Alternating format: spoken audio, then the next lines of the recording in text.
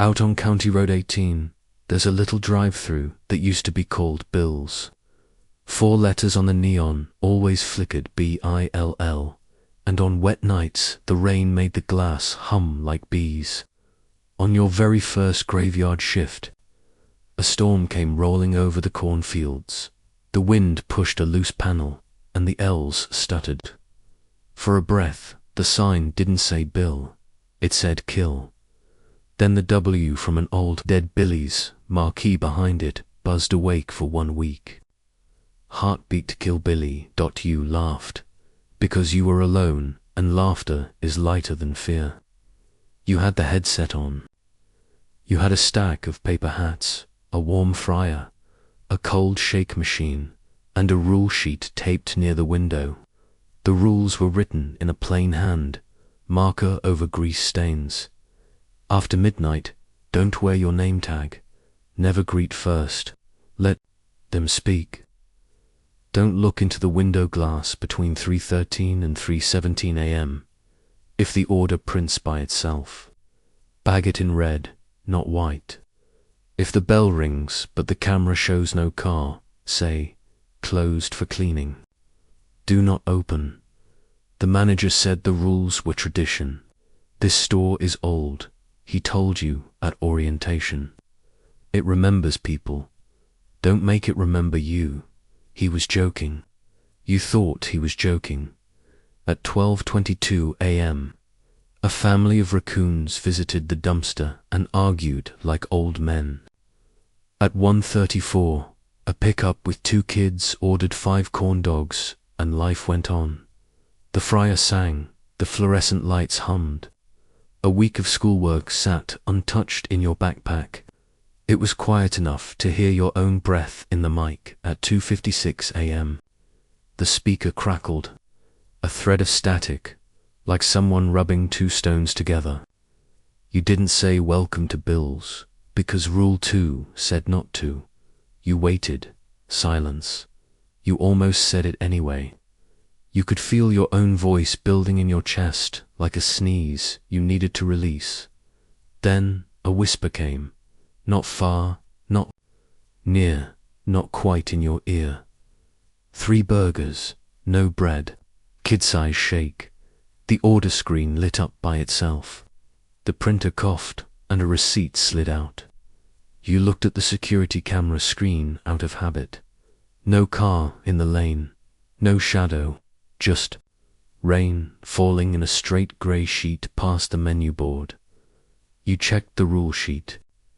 Rule 4, red, not white. You looked under the counter. There were stacks of white bags, 1 short stack of red.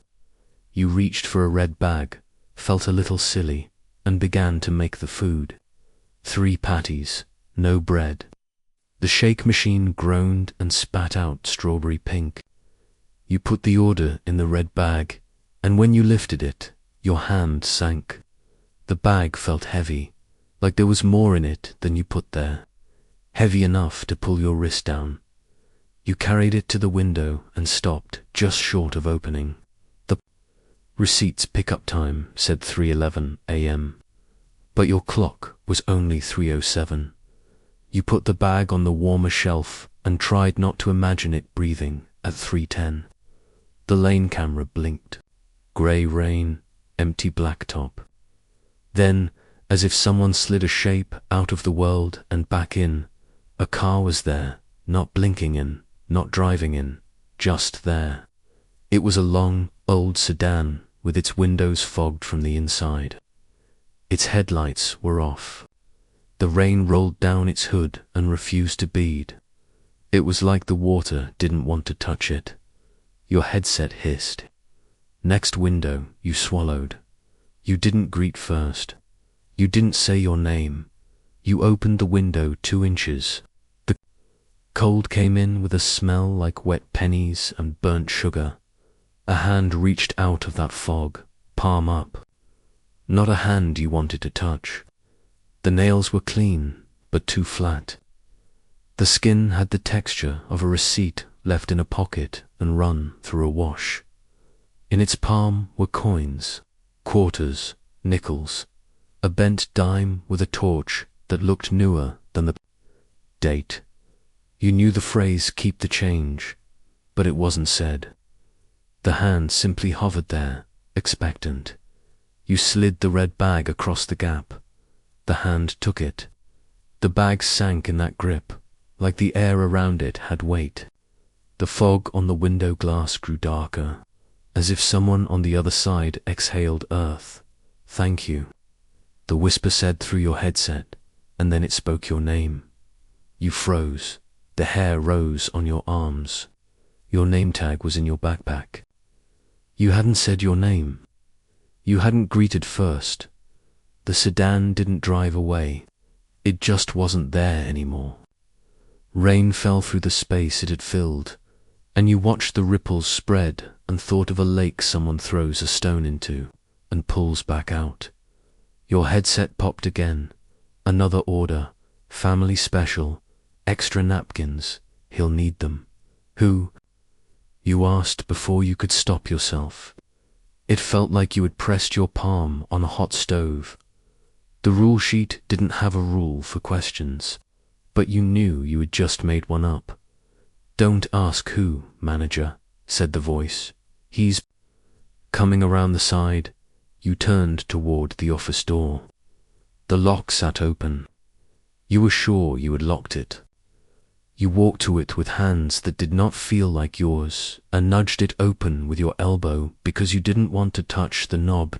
Inside the office, a tiny TV still sat in the corner with a VCR stacked under it. A tape was in halfway, paused. On a frame you tapped play. Grain skittered. An old commercial filled the screen. Years faded to brown. A cheerful jingle played, thin and tinny, like teeth chattering in time. "Billy's Drive-Thru, we grill it right. Open all day, open all night." A smiling kid with freckles held up a corn dog, but his eyes didn't smile. The frame warped. For 2 beats, the jingle stuck on open all night, the words stretching like gum. And then the screen went black and showed the corner of your kitchen now. Empty except for the red bag you had just passed out, and in the corner was a simple phrase burned into the tape.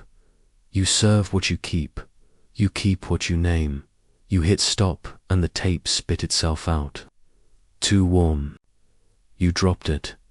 It thwacked the carpet and slid a little. On its label was a date, the 7th of November, 96. In thin pencil under it, "Maya's last night. You had heard a story on your first day. An old employee, gone without a word. No one had said a name." The manager had cleared his throat and moved on to safety procedures. The bell over the drive-thru window rang once. You checked the monitor. No car. Rain. Rule 5, closed for cleaning. You stepped to the window, heart shaking in your throat. "Closed for cleaning," you said, and your voice sounded older. The bell rang again, long, short. A little pattern, like a knock learned in a childhood fort. You did not open. You stepped back. Something tapped the glass from the inside. You turned. The window wasn't a window anymore. It was a mirror, shiny and dark. You could see yourself, headset crooked, hat too big, eyes too wide. Behind your reflection, the kitchen was normal, but your reflection's mouth moved on its own. It formed words you weren't saying. "Welcome to Bill's," your mouth said in the glass, friendly and flat. "Can I take your order?" You looked away because Rule 3 said not to look between 3:13 and 3:17. You grabbed the rule sheet and held it like a life jacket. Your reflection went on, smiling without showing teeth. At 3:14, the rain softened. At 3:15, the fryer fizzed like applause. At 3:16, your headset clicked again, and a voice that sounded like yours and not yours said, "Next window." You stared at the clock. knuckles white around the rule sheet. When the minute hand lifted off, 3:17 like a weight, the mirror on the window showed the lane again, empty. Wet. A car coasted in with its lights off. Your stomach dropped. It was your car. Your dented hood. Your fuzzy dice. Your throw blanket in the back seat. Your hoodie hung over the passenger seat, hood up, as if worn by someone whose face the hood did not want you to see. The headset whispered in a child's careful voice, slow like reading from a wall. 1. Employee. Special. You backed away. The bell rang. Tap, tap, tap, tap. The pattern again, wrong now that you knew it.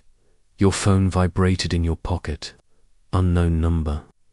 You picked up because silence felt louder. Hey, a voice said. Your voice, can you come to the window? You forgot to clock out. You hung up. You pulled the battery because you wanted to break any string that might be tied to you. Your hands shook in little arcs. You thought of the tape. Maya's last night, the pencil on the label, a thin, human line. You went to the office. In the bottom drawer was an old ledger. Pages of names, dates, some crossed out, some followed by little notes that made your throat burn. Jeff moved. Sarah got married. Maya, only dots after Maya. Like someone started writing, then realized the sentence would make a hole too deep to fill. On the last page, in that same plain marker, was a rule you hadn't seen. If you can't keep your name, give something else. You looked at that line until the black marker bled into grey. You understood it in your bones. The way you understand the step is missing in the dark staircase, the second before you fall. The bell rang, and the sound came not from the window, but from the headset itself, the chime moving inside your skull. The lane camera showed your car idling, but the exhaust went up instead of back, like fog rolling into the sky. The hood dipped as something leaned forward in the driver's seat. It lifted its hand and waved, slow and polite. You took a pen. You turned to the ledger's last page. You wrote in block letters, Manager. You were not sure who you were offering, only that you had to offer something bigger than you, something with more gravity than your single little name. The office air grew heavier. The old TV hissed. The tape on the floor rolled by itself, half a turn, as if something breathed near it. Outside, a truck door slammed. A different sound. Wet boots on concrete. You stepped to the window before you could think and opened it because it felt worse not to open it. The night came in with a colder hand than any freezer could make. A figure stood in the rain with a paper sack over his head, 2 eye holes ripped with bored fingers. The sack was from your store. The grease smile on it had been drawn with a marker that still bled. He wore a flannel shirt. He held a bag. Red dot, he didn't hold it out. He set it on the sill between you and him and patted it like a pet to show you it was full. Order up, he said in a voice that sounded like gravel learning to talk. He tilted his head, the paper crinkling. Who are you tonight? The headset hummed. Your reflection had no mouth now. The kitchen lights dimmed. The clock ticked louder, like it was knocking with bone fingers on a hollow door. You looked at the ledger. Manager, the line you had offered. Manager, you said, and your throat sanded itself from the inside as you said it. The figure nodded. The paper sack bent into a shape that hinted at a smile. He took the red bag back, tucking it under his arm like it had always been his. He tipped an invisible hat, a courtesy from a world that had room for courtesies, and then he stepped backward into the rain and unexit, the water falling through the space where he'd been like a curtain closing. Your car wasn't in the lane anymore. The dice weren't there. The hoodie wasn't there. Your phone was a silent brick in your hand with its battery on the floor like a dead insect. The fryer went still. The sign outside stuttered. Bill, kill Billy. The W's light dimmed and died again. The two L's stood steady. Normal came back like a breath you didn't know you were holding. You locked the window. You threw your name tag in the trash. You sat in the office until the first blue of morning paled the rain to milk. Birds tried out their first, tired notes. The manager arrived at 6, late. He looked older than he had, or maybe you could just see it now. How was your night? He asked. You handed him the ledger. He saw the last line. He didn't speak. He put a hand on the book like a priest on a Bible. You don't have to come back, he said after a moment. You should sleep. You should rest. He didn't say thank you, but there was something like it in his eyes, and something like pity, and something that looked like distance. You went home. You slept but did not rest. When you woke in the evening, someone had slid a coupon under your apartment door. Family special, it said. Free kid size, shake with purchase. 1 night only. The date was today. The time window started at midnight and ended at dawn. The ink bled. The paper felt warm. You tore it up and threw it away. It made the tiniest sigh when it fell. I am writing this to you because people stop at lonely drive-thrus at 3 a.m. for reasons that make sense. Only when you're tired. Because rain makes you feel wrapped up. Because a warm bag in a cold night sounds like the exact thing you need. If you ever coast up to a small window on County Road 18 and the sign above it looks wrong for a second, don't blink and pretend you didn't see it. If a voice on the headset says your name before you say hello, put your car in park and leave it idling and walk away without turning round. If you hear a jingle that goes open all night, hum something louder. If a red bag feels heavier than it should be, don't carry it. If a paper sack tips its head and asks, "Who are you tonight?" don't answer with your name. I am writing fast now because the headset on my table won't stop clicking. I put it in a box. I put the box in a closet. The closet door is knocking from the inside. Long, long, short. The pattern little kids invent and monsters study. I am going to do one last thing. I am going to put the headset on just to tell whoever this is that the store is closed for cleaning. Just to end it. Just to give the night back to itself. If you hear my voice after midnight and it sounds polite and tired and a little older, then it should drive on. Don't greet first. Don't say your name. And if your window fogs and you see yourself smiling when you aren't, look away until 3:17 passes and the minute hand lets you go. Welcome to Bill's, my mouth is saying. Even as I type this, the words feel like someone else's hand in my glove. Can I take your order? Please, keep driving.